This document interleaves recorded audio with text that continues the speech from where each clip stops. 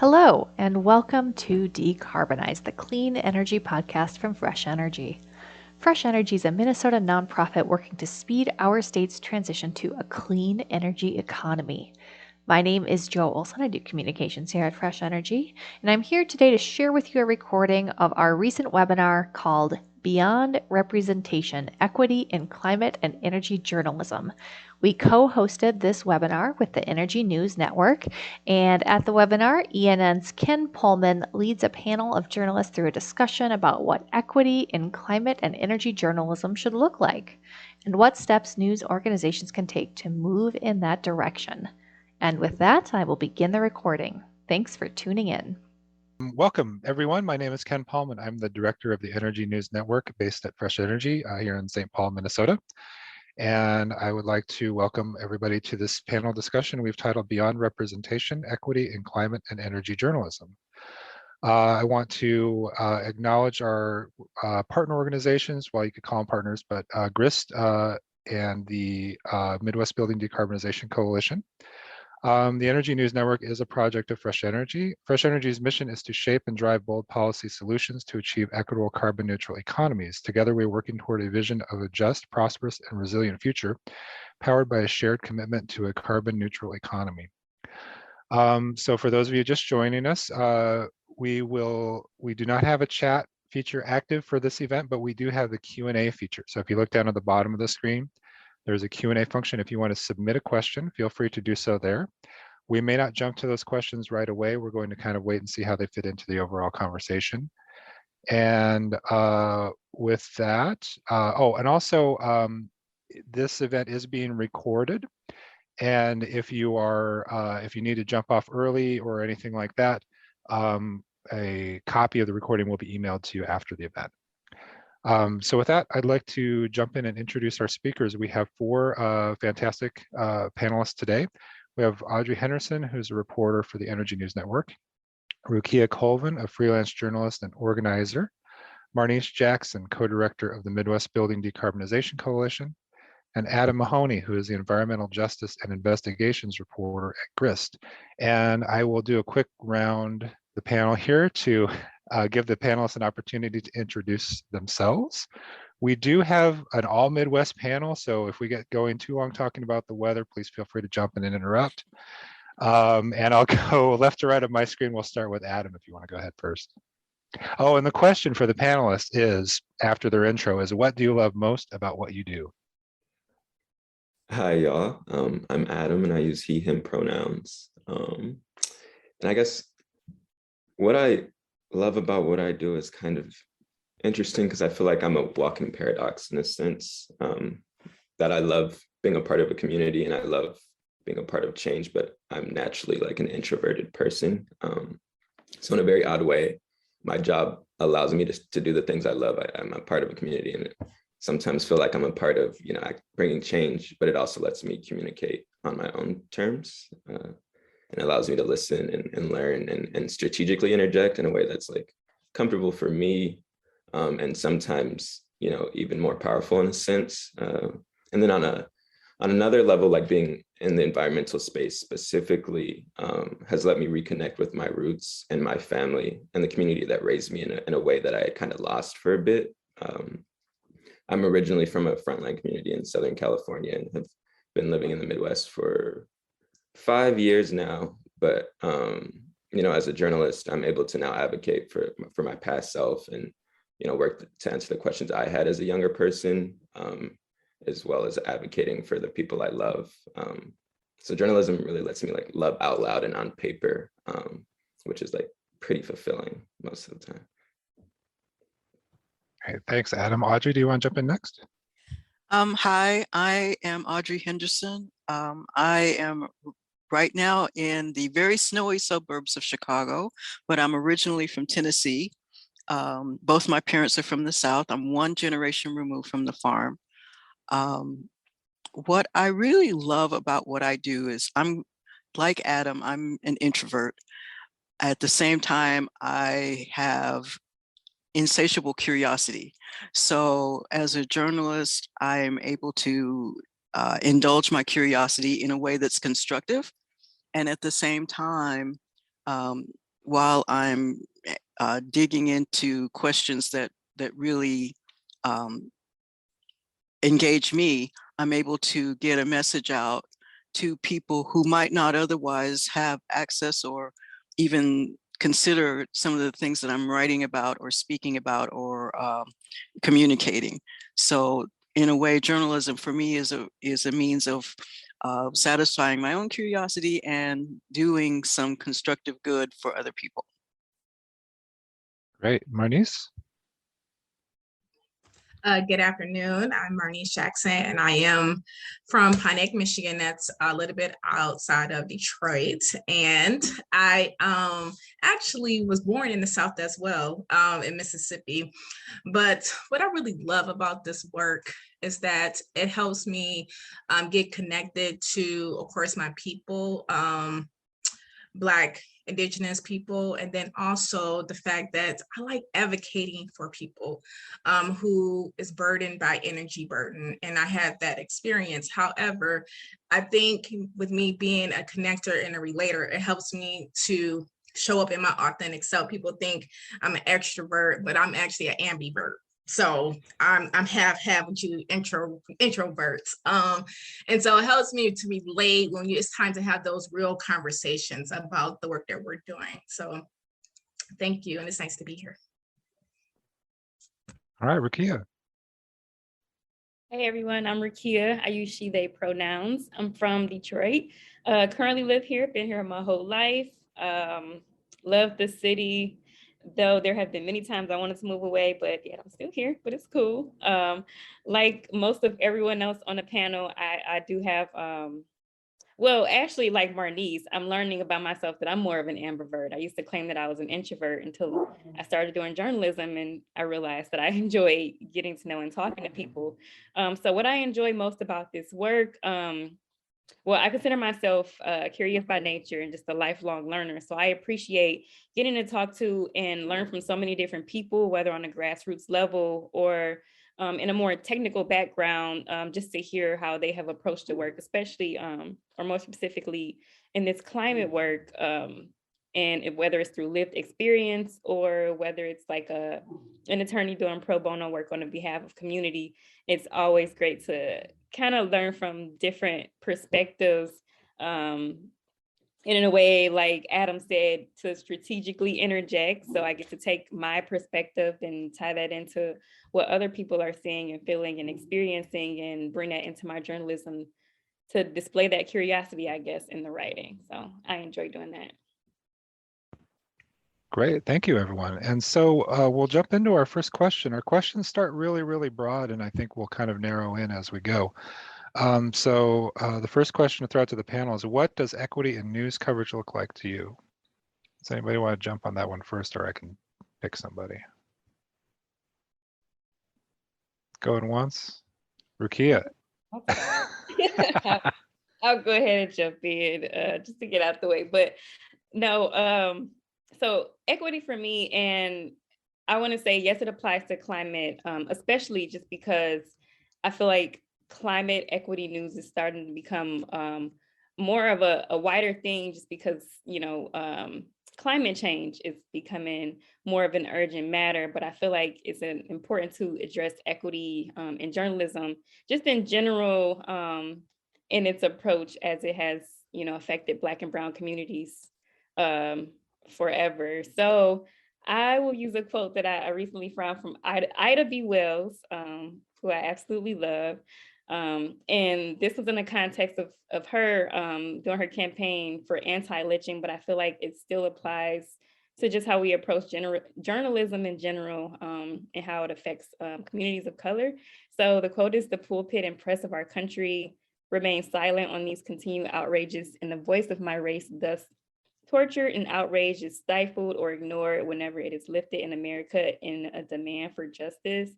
So when I think about equity in journalism, I just think about how it's important to weigh the voice of the community and those directly impacted and affected with just as much value as professionals in the writing. So that's how I define it. Anybody else want to jump? Go ahead, Adam.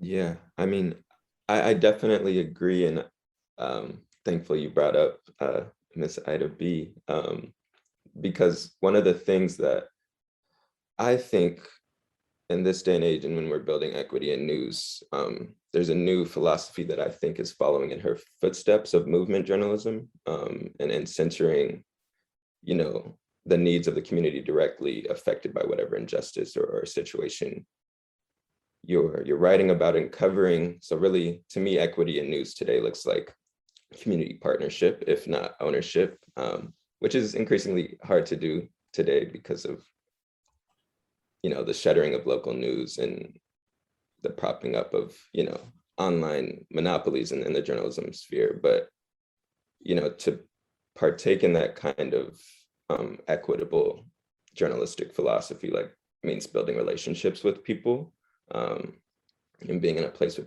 people feel comfortable, you know, to share their stories with you, which I think is something that has the power to explode in the digital age. And we saw it over the last couple of years, more specifically with the protests of 2020 and what grew out of that in the journalism world.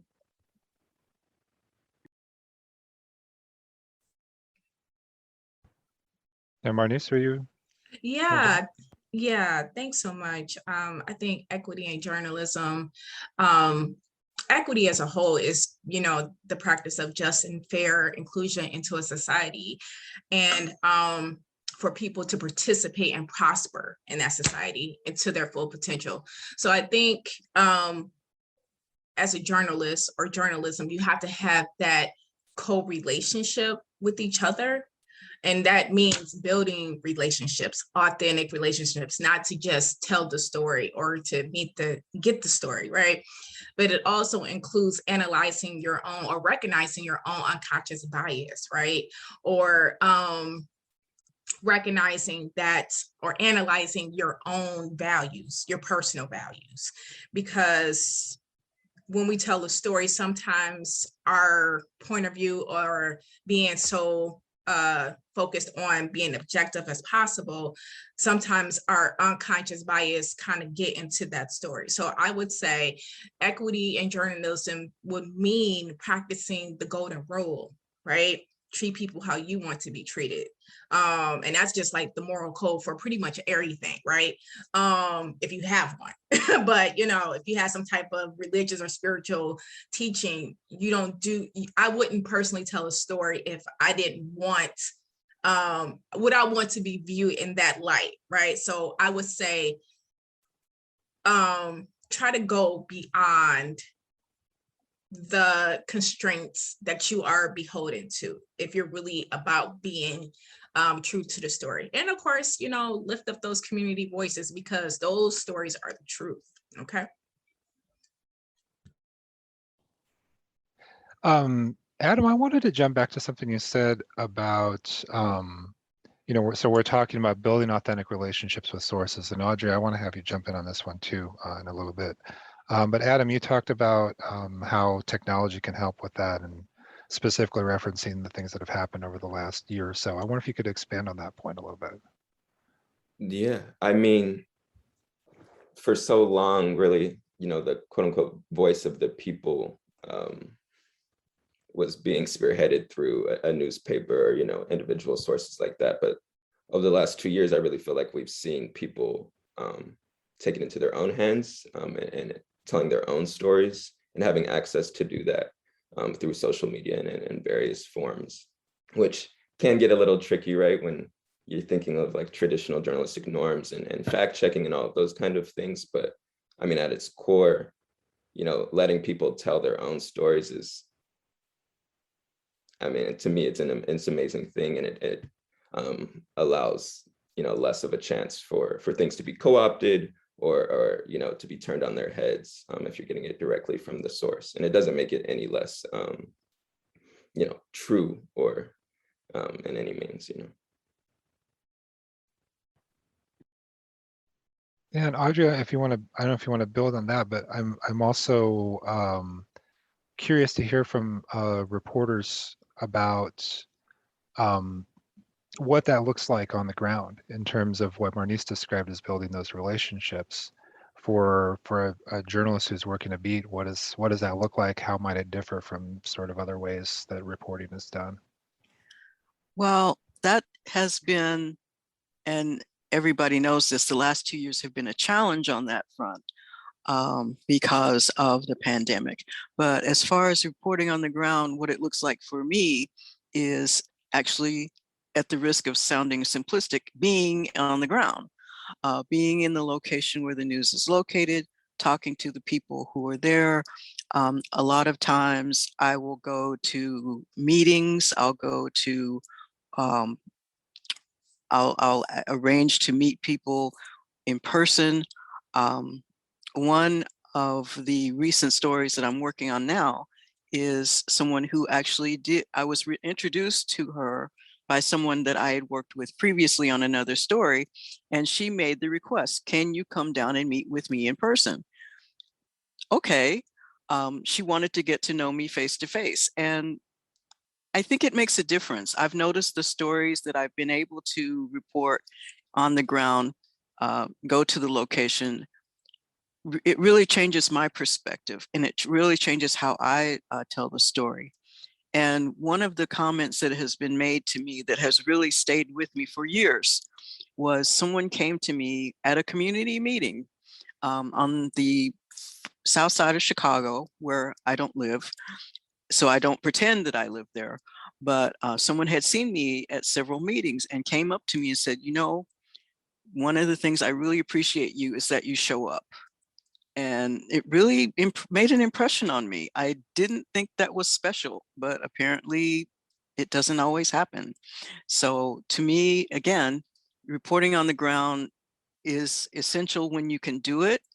And when you can't, what Adam was talking about with social media and Zoom and everything like that, that's one way of maintaining or even building connections when you can't actually be face to face. Rukiya, did you want to build on that? I know you have thoughts on this. Yeah, I can add to that. I definitely agree with both what Adam and Audrey has said. And for me, well, thankfully, as a part of the fellowship I did with Energy News Network in partnership with Planet Detroit and a few others, I had access to connection to many different groups through that opportunity, but also through my connections, whether it was with organizing or through my grad school program as an urban planner. I just developed a sense of knowing how to connect with different community groups and initiatives on a grassroots level. So it made it a little bit easier for me, even with, everything being online because of the pandemic, whether it's reaching out to someone and sending an email like, hey, can I learn a little bit more, about what it is that you're doing, or how can I follow what you're doing, even after we talk for this interview, I still want to follow along, not necessarily to gain another story or, another opportunity, but because I genuinely want to know what's going on in this area of the city. Like Detroit is a large city and it's hard to keep up with a lot of things, but just because I have family here, I have friends here, I like to know what's going on. I genuinely like to stay connected for those reasons. But I mean, you can even do that even if you don't have those connections, right? It's as simple as reaching out and sending that email, or, I know we can get fatigued or overwhelmed by so many emails, but just signing up for that newsletter or following on social media has helped me out a lot. And so, Marnice, did you want to jump in? I was just saying from an organizer standpoint, and I definitely agree with Audrey that showing up is key and consistency matters. So that will show that journalists, journalists that you're not trying to just get the story and print it, right? If you're showing up, building those authentic relationships, then you're also building trust. So I think going back to those organizing practices, that if I can offer that to journalists, use those and keep showing up and being consistent, then you will build trust and you will have your awesome story where people will, of course, lift up that news network and then come back and say, hey, we have some more awesome stories. So I just wanted to add that. Yeah, that was what I was going to ask about. So you're reading my mind. Yeah. Audrey. Yes, let me confirm what Marnice says, because I've actually had that happen. I've actually had people contact me and say, hey, Audrey, we're doing such and such and so.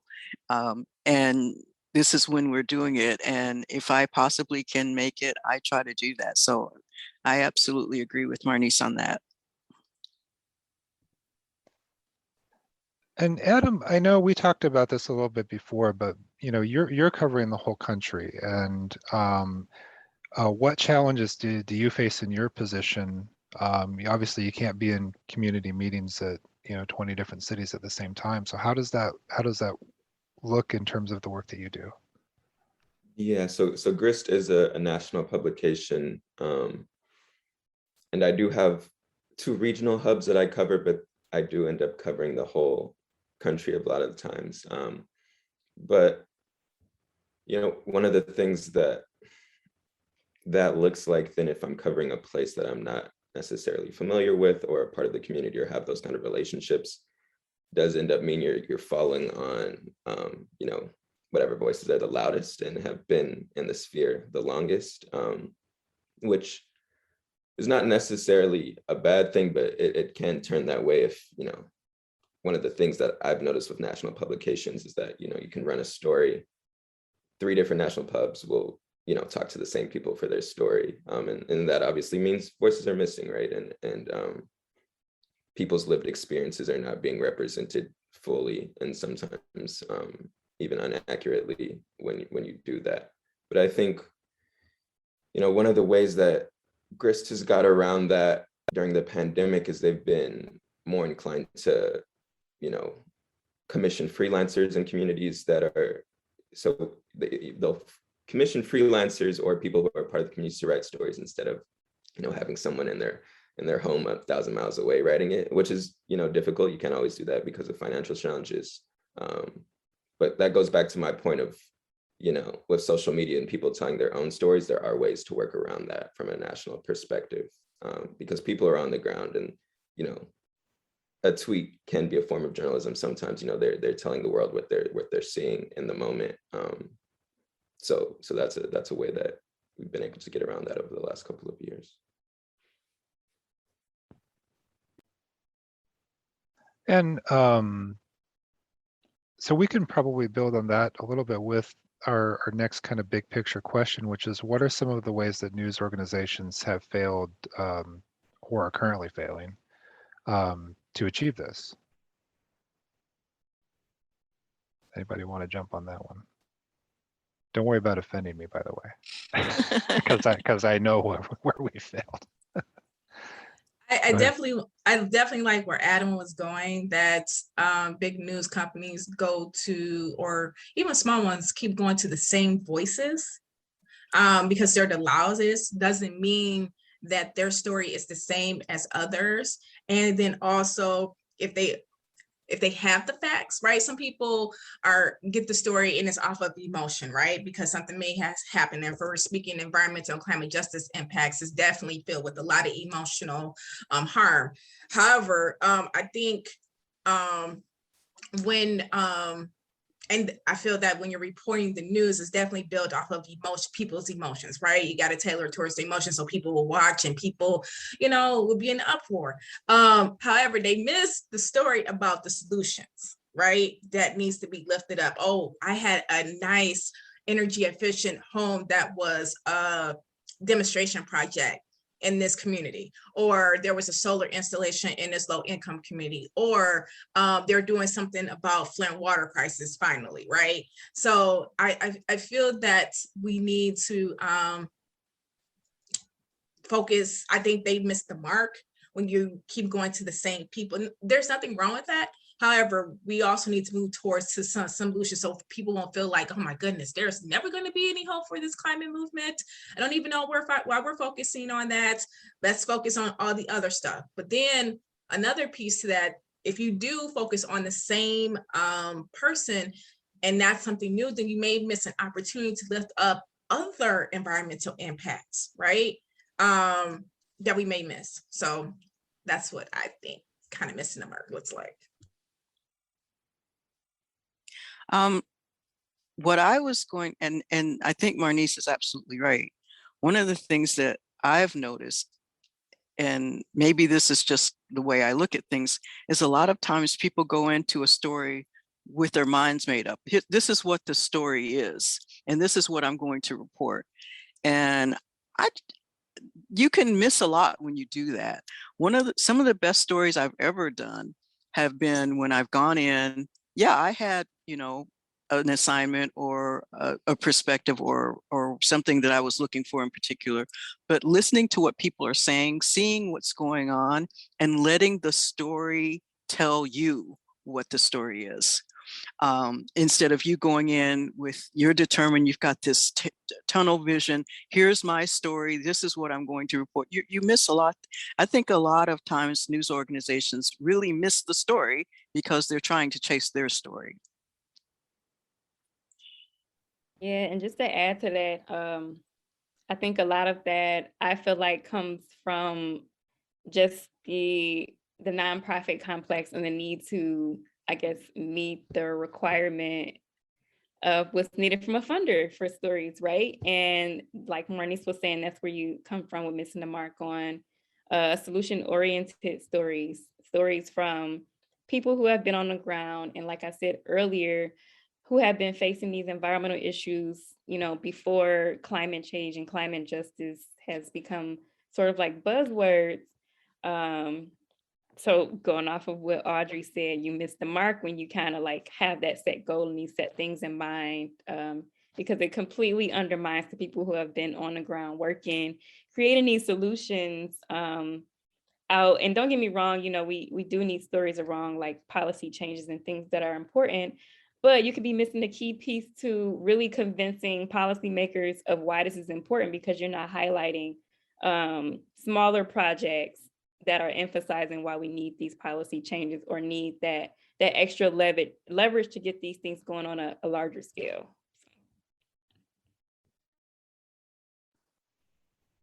Yeah, I'll jump in briefly with my editor hat, but this takes time, doesn't it, to do this well? Yeah. Well, this is what I was going to say is not really necessarily aligned with what anyone has said already, but one of the big things that I've been thinking about and the ways that news organizations have been failing historically is that news and information isn't a commodity, right?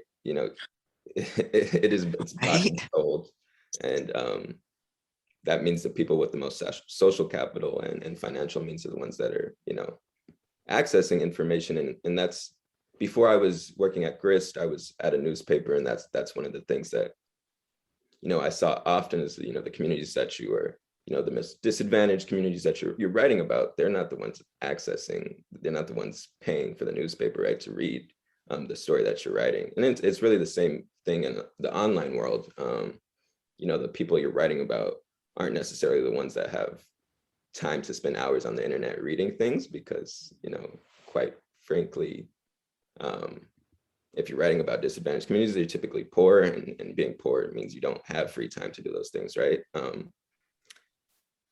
So, I mean, in turn, I think that means publications have shifted to focusing on, think tanks in the government or different organizations that they focus on as their audience rather than the people you're writing about. So it really, folks have to ask themselves why they're writing about X, Y, and Z, and who they're writing for, and who actually benefits from the craft, because rarely is it the community that you're writing about, sadly. And I just want to add something quick to that.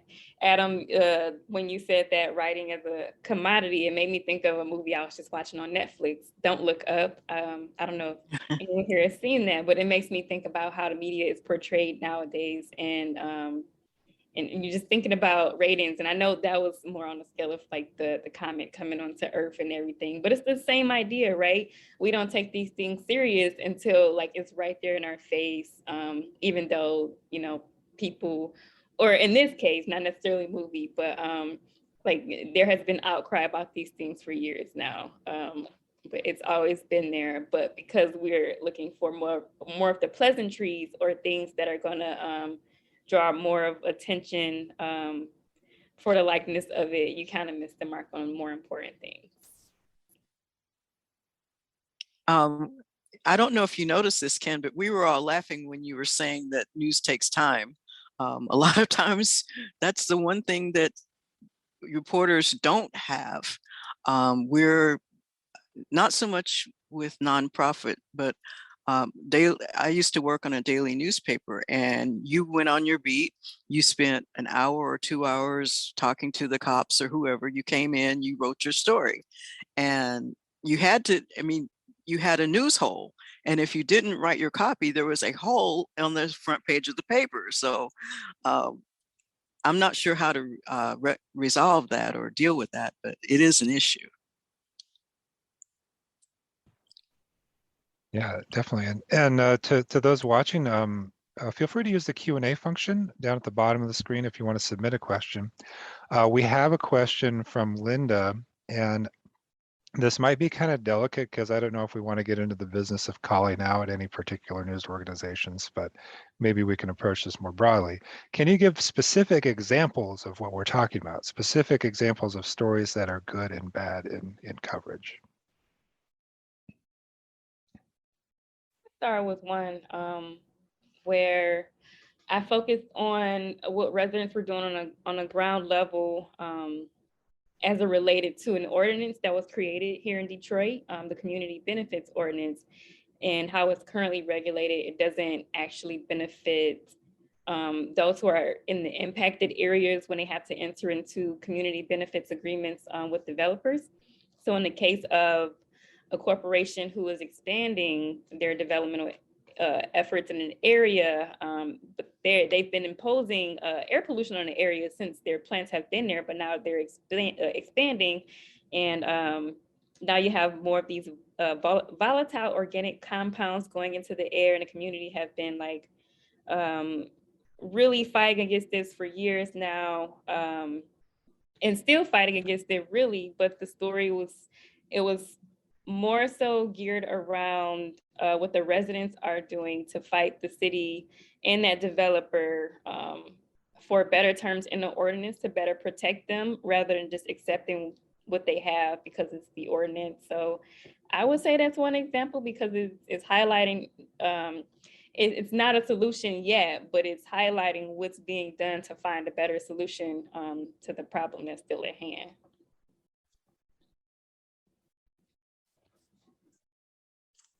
I have another example, maybe good and bad, depending on how you look at it, okay? I was thinking about a news story about a gas pipeline going through a community. And one part of the story was that it lifted up the environmental harm and that the community, half of the community was in uproar about it because, of course, if the pipeline erupts, it's going to affect the water quality, right? The other part of the story that was quoted by someone who was the owner of the pipeline said that the community is in agreement with the pipeline because it's going to create more jobs. This was all in one news story. So I kind of felt like, yes, they're getting to the meat that this is an environmental impact, right? But then on the other end, which is also an advocacy issue that we run up against as activists, that's the job part, right? No one wants to be without employment, right? So this story tailored to people's emotions because don't no one want to be broke, right? So this is going to bring jobs at the expense of people's health. So I think it did a great job of lifting up the issue. However, I think it did a bad job with that part right there. Not to say we shouldn't lift it out because that's the elephant in the room.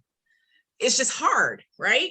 So for my journalists, like, how do you speak to that?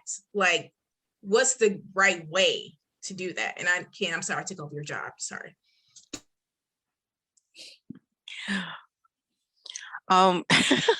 Yeah, nobody likes to be broke. I'm going to talk about a story that isn't on the surface doesn't seem to be much about energy, but it's a story I did a while ago on biking inequity. And basically, one major part of the story was disparity in ticketing in Black and Brown communities, and that being a disincentive for people to ride bicycles. Another part of it was the inequity of things like divvy stations or public bike docking stations. And that was a story where, you know, on the surface here in Chicago, it's a big biking community. There are bike paths all over the city, but there are fewer bike paths on the South and West Side. People on the South and West Side get more tickets.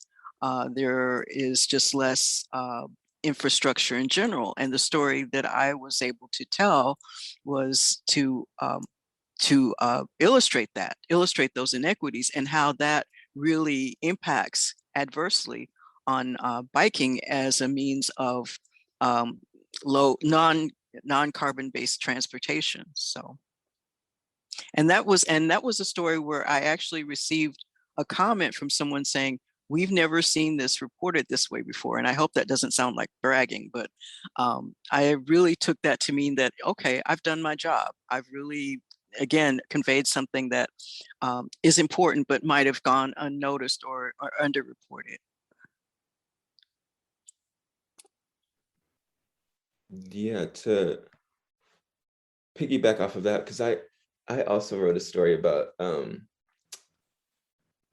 disparities in biking tickets in Chicago, because we're both in Chicago. But for my example of, you know, what a bad story is, and I've seen done often, and I've, you know, even done it before myself. But if you get a study like that, that shows disparities or, you know, whatever scientific studies, because so many climate and energy stories are based off of, you know, research studies, is if you just spread out what's on the page and don't connect it to actual human stories, which I think is probably a bigger issue on a national level than from local publications. But, you know, that just breaks the reality of what people are actually experiencing from, you know, being able to advocate for them if you don't make those connections. And I think a lot of publications tend to do that when they get into, you know, heavy science studies or research-based studies. So really, I think too often we fail as journalists. We think we're supposed to be informing people, but really we're supposed to be educating people and breaking it down in a way that's accessible for them, like Audrey did in her story. Yeah, and to add what Adam just said about like having a technical heavy story, that's where I like to have a good balance of having that community voice and having that emotion in there to address those disparities, but also having a technical voice in there too to kind of lend that advice of what they're hearing from communities and how they've been finding solutions for it, and also applying some of that more quantitative data. It's okay to have that balance, I think. Yeah, and I will go ahead and call ourselves out at ENN because we have been guilty of all those things in the past. When we started, our reporters had a fairly high quota of stories to hit, and they were working mostly from remotely, which means you do tend to rely on people who are really easy to reach, who are going to be the first to pick up the phone, who are coming to you with stories. And so I think back to Linda's question, like, what's an example of stories that don't do this well? There's a lot of them, and they're not necessarily inaccurate, but they're not complete. And so I wanted to kind of come back to, because I think Rukiya and Marnice both hit on this point too, which is where if we're sort of the disconnect between policy and who the policy impacts. And I wonder if either of you wanted to kind of build on that some more, maybe explain more what you mean by that.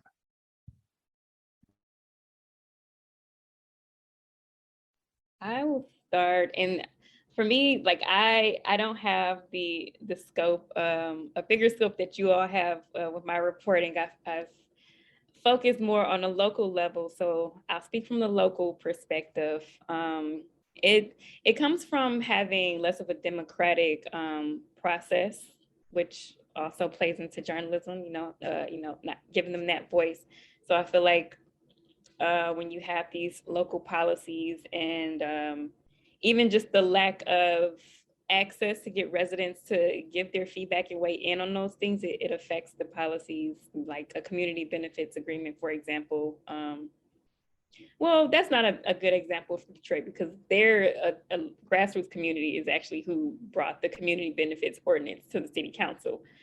So that was actually a great example of democracy. But just when it comes in terms of like creating or changing policies in the city, it can get a little murky in the waters when they get the community's feedback and things get set into stone. And that's when you have the community fighting back and wanting to get their stories out about what they're facing. So it's not as proactive, it's more reactive, which causes those issues, I feel like. I don't know if that answered the question. No, oh, go ahead, Marnice. Can you repeat the question one more time? I'm not sure there was a question, but I was thinking back to the idea of that the process of setting policy and how it can be disconnected from the people that are actually supposed to benefit, and that's really broad. I don't have a complete thought on what a question will be that ties it into specifically news, but I just wondered if either of you wanted to expand on just that concept more broadly. And if not, we can move on.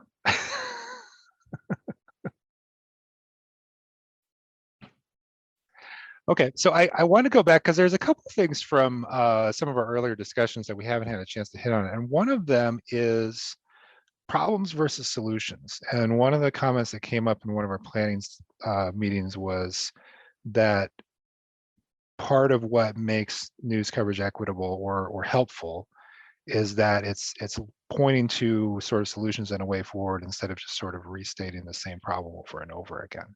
And again, I don't have a question. It's just more of it's more of a comment than a question because I'm a white guy. But if anyone wants to pick up that topic and expand on that idea from what you've seen or what you've written, go ahead, Marnice, you're ready to jump in. Well, I personally haven't written it, and of course I'm coming from like the organizer standpoint and how I see it from that end. I just think you have to, it's like a both. You have to do both. Of course, lift up the problem, right?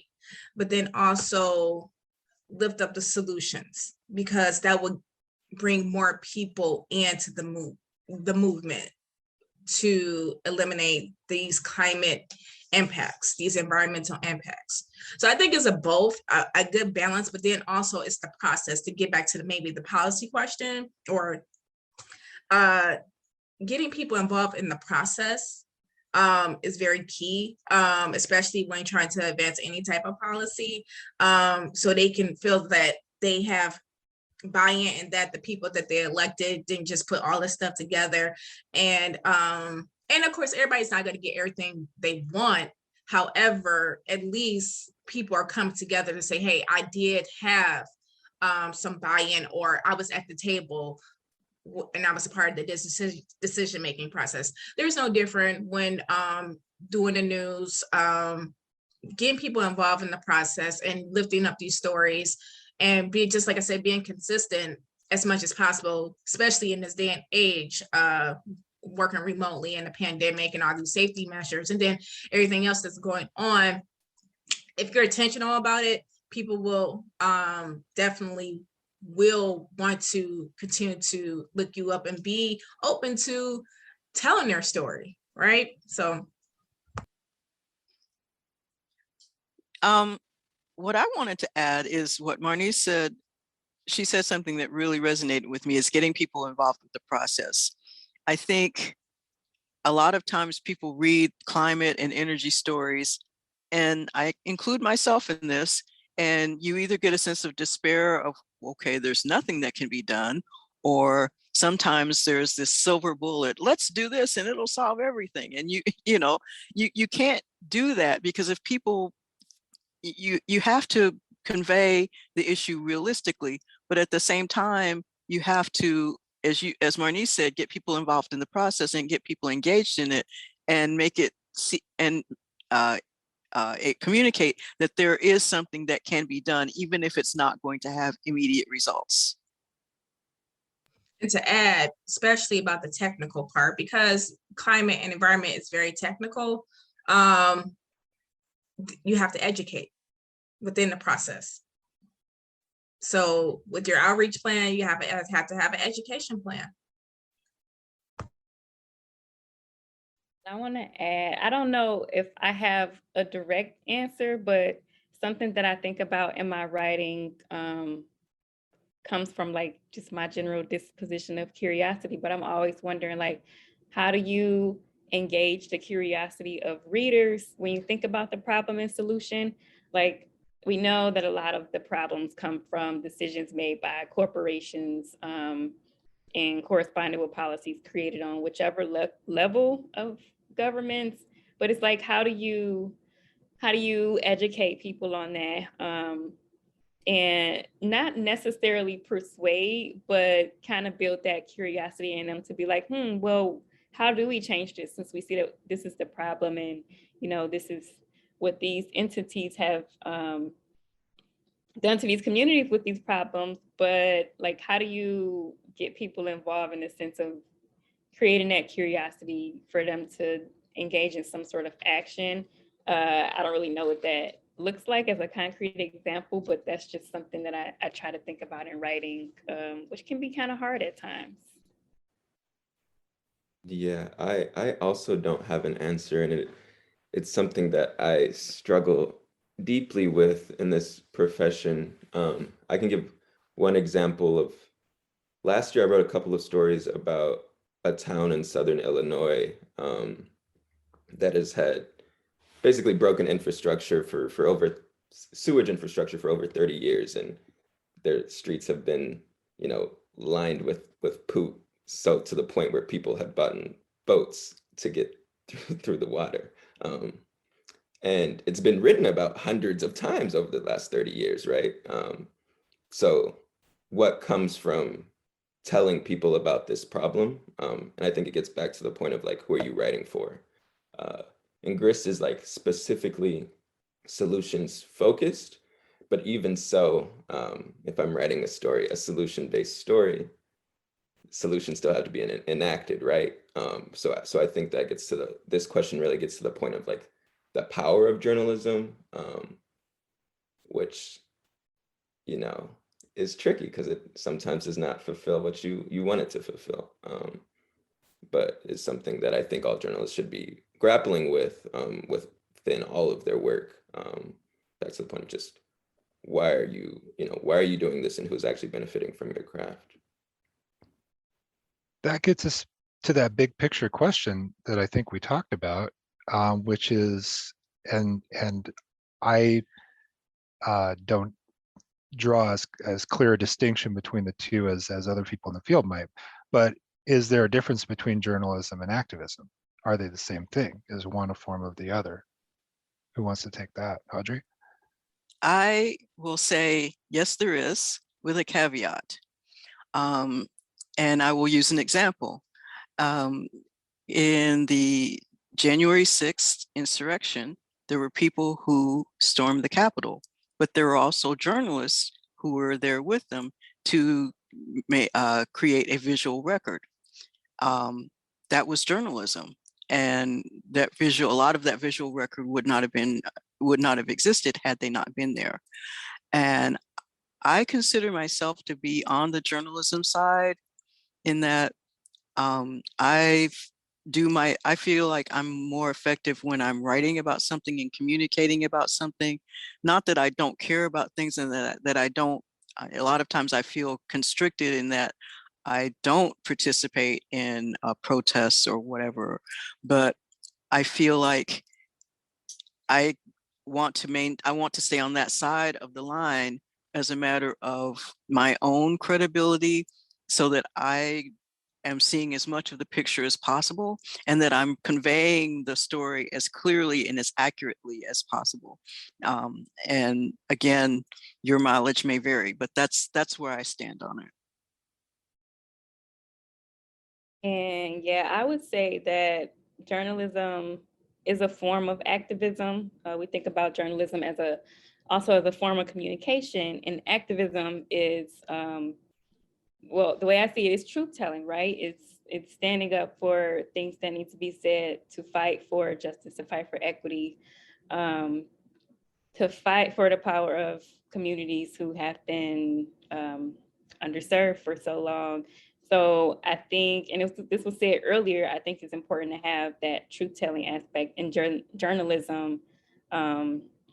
And that's what it can get tricky for me, because I feel like sometimes more of my passion shows up in my writing, and it can feel a little contradicting when you're writing one thing and you can have an editor like, well, does this necessarily fit the frame of journalism? And I feel like it should, but that can be hard to struggle with. But I definitely feel like journalism is a form of activism, in a sense that it should be used for truth telling, which is becoming more prevalent now because we have so many things, and in this case, climate change, which is mostly written about in climate journalism. So,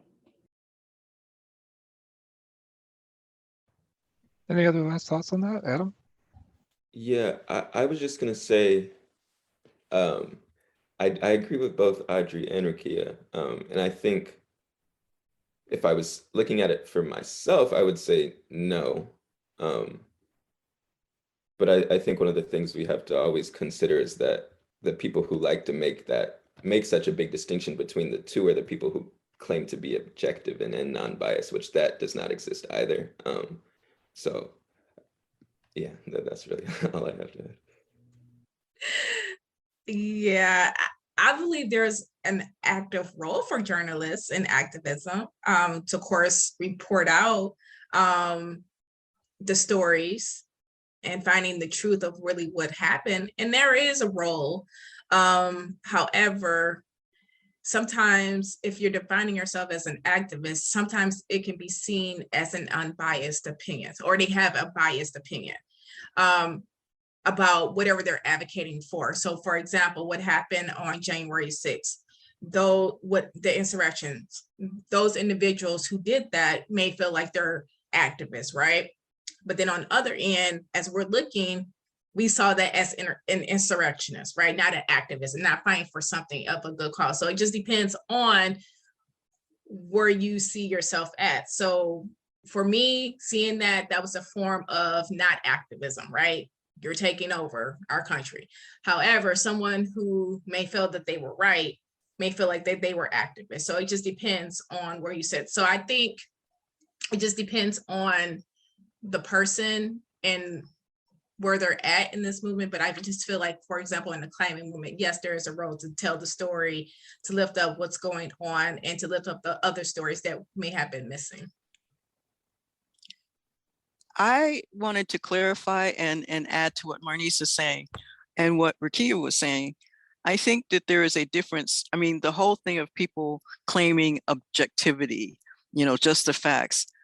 Yeah, I'm not buying that so much. And people who know me know where I stand on a lot of things, and I'm not afraid to say that. So I'm not saying, when I say that I stand on the side of that there is a division or that there's a difference, I'm not saying that I'm one of these just the facts and no, people can't make, people have no bias. And I think you have to be transparent in where you're coming from.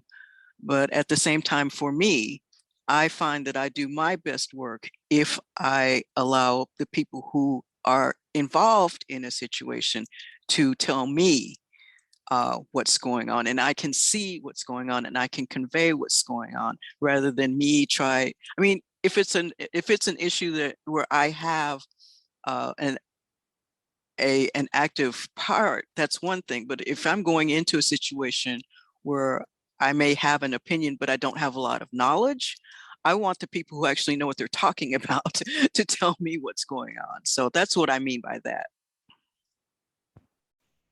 Great. Well, we've got one more question for the panelists to wrap things up. But before we do that, just a few closing kind of housekeeping items. So again, this event is recorded. If you're registered, you will receive an email with that recording. GRIST is a nonprofit news service. We're grateful to have Adam here. You should feel free, if you like and support his work, to support that organization and make a contribution there. And of course, the Energy News Network is also a nonprofit news service.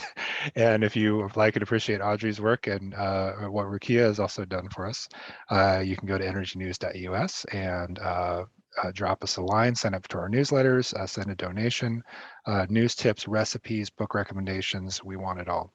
So the final question for the panelists, and we got about 30 seconds each to address this, is what is one thing you want the audience to do after watching this session? And let's go reverse from where we started. So Rukiya, how about you go first? All right. I would say, well, I don't know if everyone's here a writer or what your role is, but either way, I would challenge you to get to know a local organization, a grassroots level organization in your area. Just get acquainted with them, you know, find them on Facebook, find them on the internet, attend a meeting if you can, to, I don't know, just get to know them on a more personal level and see, if you're a writer, if that adds some compassion to what you already do. Great, Marnice?